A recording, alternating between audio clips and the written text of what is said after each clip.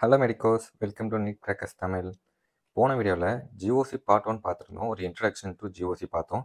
இப்போது IUPAC nomenclature பார்க்கலாம்.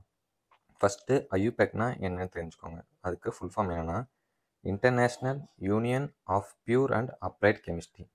Just தெரிஞ்சுக்கோங்க. அப்புறம் இந்த ஐயூபேக் தான் ஆர்கானிக் காம்பவுண்ட்ஸ் எல்லாத்துக்குமே எப்படி நேமிங் பண்ணணும், ஒரு ரூல்ஸ் அண்ட் ரெகுலேஷன் கொடுத்துருக்காங்க. அதை ஃபாலோ பண்ணி தான் எல்லா ஆர்கானிக் காம்பவுண்ட்ஸ்க்கும் நேமிங் பண்ணுவாங்க. அது எப்படின்னா, ஃபஸ்ட்டு ஒரு ரூட் வேர்டு இருக்கணும். அந்த ரூட் வேர்டு தான் முக்கியம். அந்த காம்பவுண்டுக்கு என்னென்னு ஒரு ஐடென்டிட்டி கொடுக்கணும்னா அது ஃபஸ்ட்டு அந்த ரூட் வேர்டு முக்கியம். அதுக்கப்புறம் ஒரு ப்ரைமரி ப்ரிஃபிக்ஸ் இருக்கணும். ப்ரிஃபிக்ஸ்னால் என்ன? முன்னாடி அந்த ரூட் வேர்டுக்கு முன்னாடி இருக்கிற வேர்ட் ப்ரிஃபிக்ஸ், அது ப்ரைமரி ப்ரிஃபிக்ஸ். ஏன் ப்ரைமரிங்க வருதுன்னா, ஒரு செகண்டரி ஒன்று ஆட் பண்ணுறோம். ஸோ டிஃப்ரென்ஷியேட் பண்ணுறதுக்கு ப்ரைமரி செகண்டரி பண்ணணும். அடுத்து செகண்டரி ப்ரிஃபிக்ஸ் ஒன்று இருக்கணும். அதாவது ரூட் வேர்டுக்கு முன்னாடி இருக்கிற வேர்டு ப்ரைமரி, அதுக்கும் ஒரு வேர்டு முன்னாடி இருந்துச்சுன்னா அது செகண்டரி. ஓகேங்களா? அப்புறம் ஒரு ப்ரைமரி சஃபிக்ஸ் இருக்கும். அதுக்கப்புறம் ஒரு செகண்டரி சஃபிக்ஸ் இருக்கும். இதுதான் ஜென்ரல் ஃபார்முலா மாதிரி.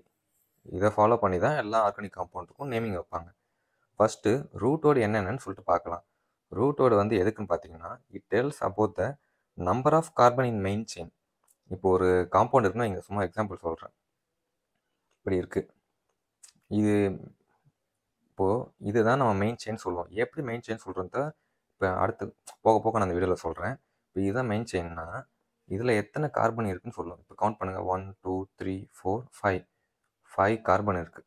அப்போ இந்த காம்பவுண்டில் ரூட் வேர்டு பார்த்தீங்கன்னா 5 கார்பனை பேஸ் பண்ணி தான் நம்ம ரூட் வேர்டு கொடுக்க போகிறோம்.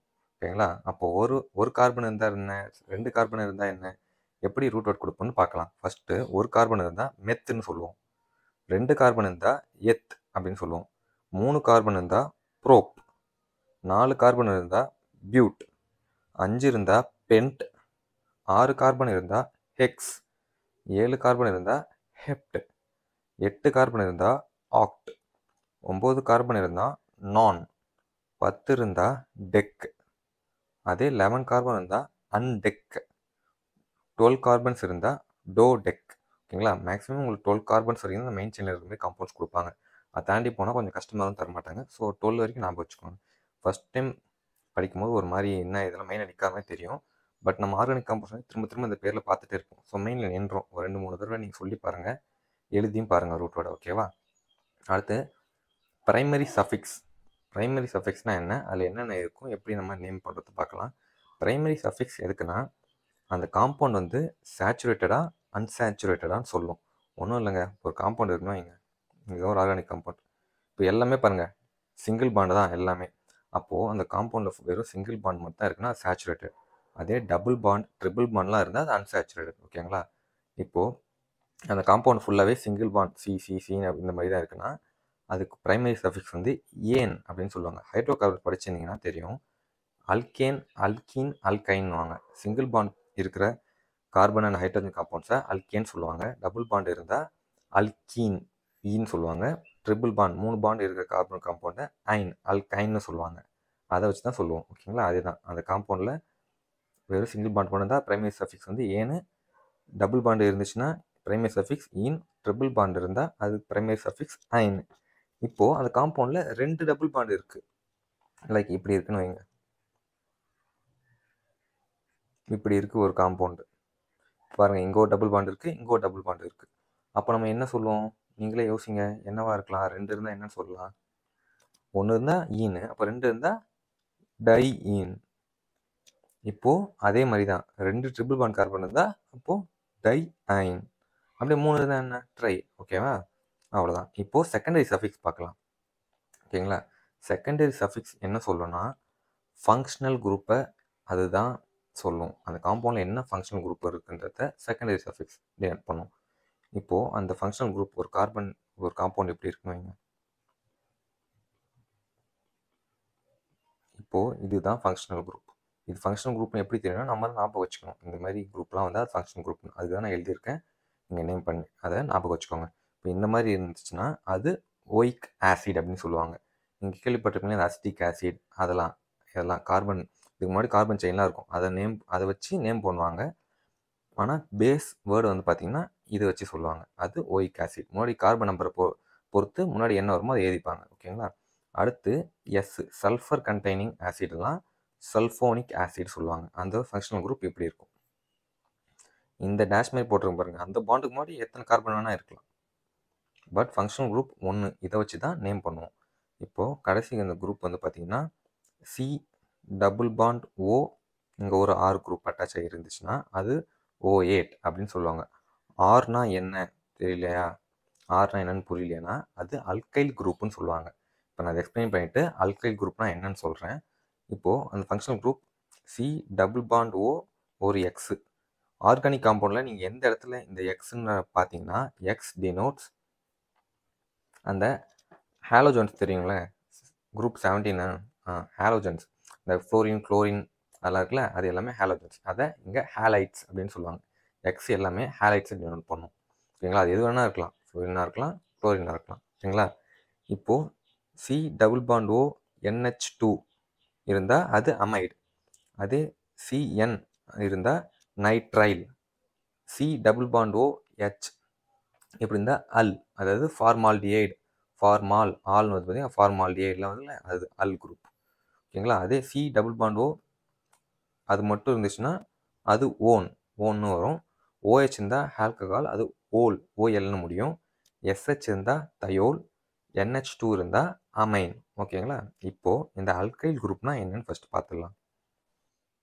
இப்போது அல்கைல் குரூப்னா என்னென்னு பார்க்கலாம். அல்கைல் குரூப்பை காமனாக ஆர்னு டினோட் பண்ணுவோம்.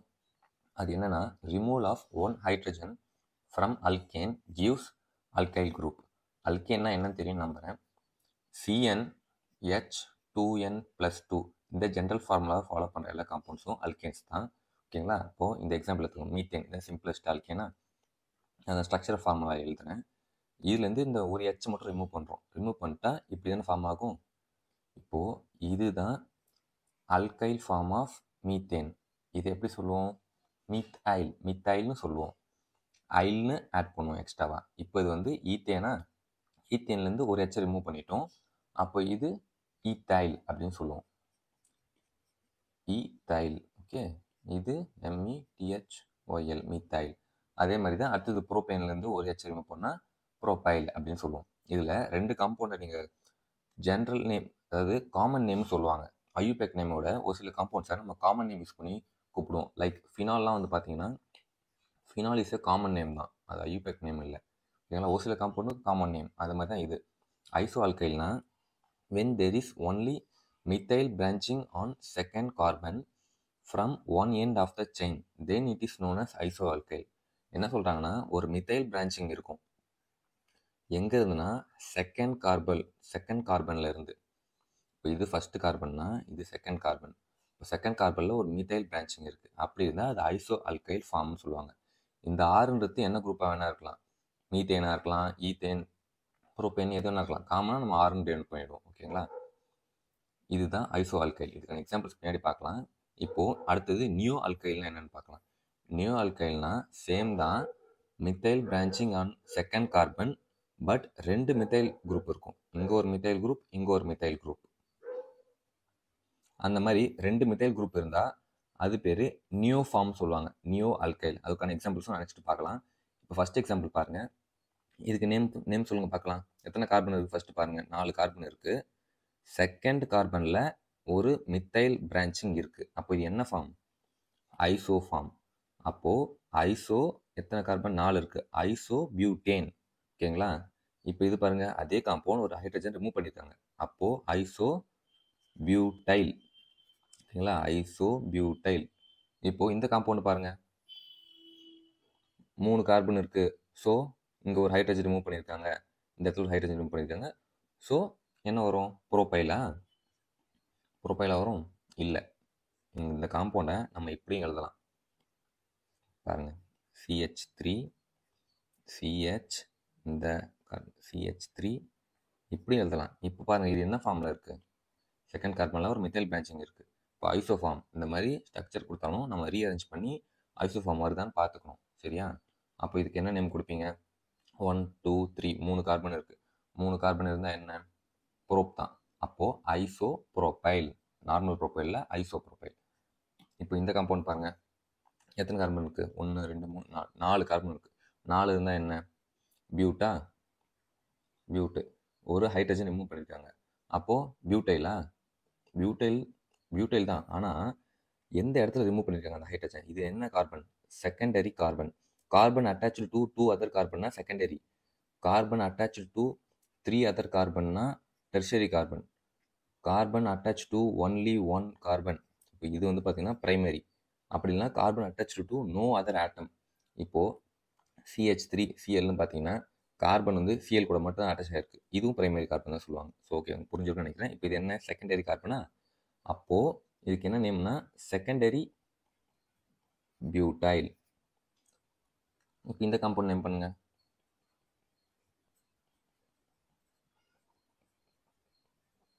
இப்போ எத்தனை கார்பன் இருக்குது? 4 கார்பன் இருக்குது. ஆனால் இந்த கார்பன் சென்ட்ரல் கார்பன் எந்த கார்பன் பாருங்கள், ஒரு carbon attach to 3 other carbons. அப்போ இது டெர்ஷரி கார்பன். அப்போ இதுக்கு என்ன நேம் வரும்? Tertiary butyl. ஓகேங்களா? இப்போது அடுத்து நியோக்கு எக்ஸாம்பிள்ஸ் பார்க்கலாம். இப்போ இந்த காம்பவுண்டு பாருங்கள், 1 2 3 4 5 கார்பன் இருக்குது. ஸோ பென்ட்டு வரும். ஆனால் செகண்ட் கார்பனில் பாருங்கள் 2 மெத்தைல் குரூப் அட்டாச் ஆகிருக்கு. 2 மெத்தைல் குரூப் அட்டாச் இருந்தால் அது என்ன ஃபார்ம்னு சொன்னேன்? Neo form. அப்போது எப்படி இதை நேம் பண்ணுவோம்? 5 கார்பன் இருக்குது, நியோ ஃபார்மில் இருக்குது. So neo pentane. பென்டேன் தான், ஏன்னா எந்த ஹைட்ரஜன் ரிமூவ் பண்ணல. இப்போ இதில் பாருங்கள் ஒரு ஹைட்ரஜன் இங்கே ரிமூவ் ஆகிருக்கு. அப்போ என்ன இது? Neo pentyl. ஓகேங்களா? அதே மாதிரி இந்த இடத்துல இன்னொரு கார்பன் அட்டாச் ஆகி ஒரு மித்தைல் குரூப் இருந்தால் நியோ எக்ஸைனு, அதுலேருந்து ஒரு ஹைட்ரஜன் ரிமூவ் பண்ணியிருந்தால் நியோ எக்ஸைல். ஓகேங்களா? புரிஞ்சிருக்குன்னு நினைக்கிறேன். அந்த காமன் கிளஸ்டர் ஜென்ரல் ஃபார்முலாவில் primary suffix, secondary suffix, root வரலாம் பார்த்துரும். இப்போ பிரைமரி ப்ரிஃபிக்ஸ் அண்ட் செகண்டரி ப்ரிஃபிக்ஸ்னால் என்னென்னு பார்க்கலாம். பிரைமரி ப்ரிஃபிக்ஸ் என்னென்னா no primary prefix for open chain காம்பவுண்ட்ஸுங்க. ஒன்லி ரிங் காம்பவுண்ட்ஸ் மட்டும் தான் நம்ம பிரைமரி ப்ரிஃபிக்ஸ் ஆட் பண்ணுவோம். அதுவும் சைக்ளோன்ற வேர்டு தான் பிரைமரி ப்ரிஃபிக்ஸ். ஓப்பன் செயின் ஒன்றும் இல்லை. இப்போ நம்ம எக்ஸாம்பிள் இவ்வளோ பார்த்தோம்ல, இதெல்லாம் ஓப்பன் செயின் காம்பவுண்ட். க்ளோஸ் செயின்னா இந்த கார்பனே, இதெல்லாம் க்ளோஸ்டு செயின். இந்த மாதிரி ரிங் ஷேப்பில் இருக்கிறதுக்கெலாம் ப்ரைமரி சைக்ளோன் யூஸ் பண்ணுவோம். ஓகேங்களா? மற்றபடி வேறு எதுக்குமே ப்ரைமரி ப்ரிஃபிக்ஸ் வராது. செகண்டரி ப்ரிஃபிக்ஸ் பார்த்தீங்கன்னா எதுக்குன்னா it explains about the side chain and substitutions. இப்படி ஒரு கார்பன் செயின் இருக்குது, இதுதான் மெயின் செயின்னா ஒரு எக்ஸ்ட்ராவாக இங்கே ஒரு குட்டி செயின் ஒன்று ஆட் ஆகிருக்கும். இதுக்கும் நம்ம நேம் பண்ணணும். இதுதான் செகண்டரி ப்ரிஃபிக்ஸாக இருக்கும். ஓகேங்களா? அப்புறம் சம் ஃபங்க்ஷனல் குரூப்ஸ் வந்து பார்த்திங்கன்னா always named as secondary prefix தான். இப்போது அது என்னென்ன குரூப்ஸ்னால் இது பாருங்கள், NO2ன்னு இருக்குங்களா, இது நைட்ரோ. NOனா நைட்ரோஸோ. இப்போ இங்கே ஒரு ஓ கம்மியாக இருக்குல்ல இருக்கும், அதனால் இங்கே ஒரு ஓ ஆட் ஆச்சுன்னு வச்சுக்கோங்க, நைட்ரோஸோ. இது எக்ஸ்னா ஹேலோ, ஆல்ரெடி சொல்லியிருக்கேன், ஹேலோஜன்ஸ் தான் ஹேலோன்னு சொல்லுவாங்க. ORனா அல்காக்சி, ஆர்னா அல்கைலா, ஓனா ஆக்சியா, அதுதான் அல்காக்சி. எப்படின்னா இப்படி ஒரு காம்பவுண்ட் இருக்கும், இங்கே வந்து NO2 இருக்கலாம். சும்மா எக்ஸாம்பிள் சொல்கிறேன். இப்போ பார்த்தீங்கன்னா 2 ஃபங்க்ஷனல் குரூப் இருக்குது. இதுவும் ஒரு ஃபங்க்ஷனல் குரூப், இதுவும் ஒரு ஃபங்க்ஷனல் குரூப். ஆனால் நம்ம பிரைமரி ப்ரிஃபரன்ஸ் எது கொடுப்போம்னா மேஜர் ஃபங்க்ஷனல் குரூப்ஸ்னு இருக்குது. இதுதான் இதை தான் நம்ம ஃபங்க்ஷனல் குரூப்பாக எடுத்துக்கணும். இதை வந்து அப்போ சப்ஸ்டியூண்டாக தான் எடுத்துக்கணும். அப்போது காம்பவுண்ட் நேம் பண்ணும்போது அதுக்கு நைட்ரோ அப்படின்னு ஆட் பண்ணிப்போம். அதுதான் சொல்ல வராங்க. ஓகேங்களா? இந்த வீடியோவில் இந்த ரூல்ஸ் அண்ட் ரெகுலேஷன் போதும். நம்ம அடுத்த வீடியோவில் அந்த லாங் செயின் காம்பவுண்ட் என்ன, லாங்கஸ்ட் செயின் என்ன, சேச்சுரேட்டட் அன்சேச்சுரேட்டட் காம்பவுண்ட்ஸுக்கு எப்படி ஐபேக் நேம் கொடுக்குன்னு பார்க்கலாம். ஓகேங்களா? திரும்ப ஒன்ஸ் பொறுமையாக பாருங்கள். இதுக்கான நோட்ஸை நான் டெலகிராம் சேனலில் அப்லோட் பண்ணுறேன். நீங்கள் நோட்ஸ் எழுத கூட வேணாம், நான் பிடிஎஃபை அப்படியே டெலகிராம் சேனல் அப்லோட் பண்ணுறேன். லிங்க் டிஸ்கிரிப்ஷனில் இருக்கும், ஜாயின் பண்ணி டவுன்லோட் பண்ணிக்கோங்க. தேங்க்ஸ் ஃபார் வாட்சிங். மறக்காமல் சப்ஸ்கிரைப் பண்ணிவிட்டு உங்கள் ஃப்ரெண்ட்ஸ்க்கு ஷேர் பண்ணிடுங்க.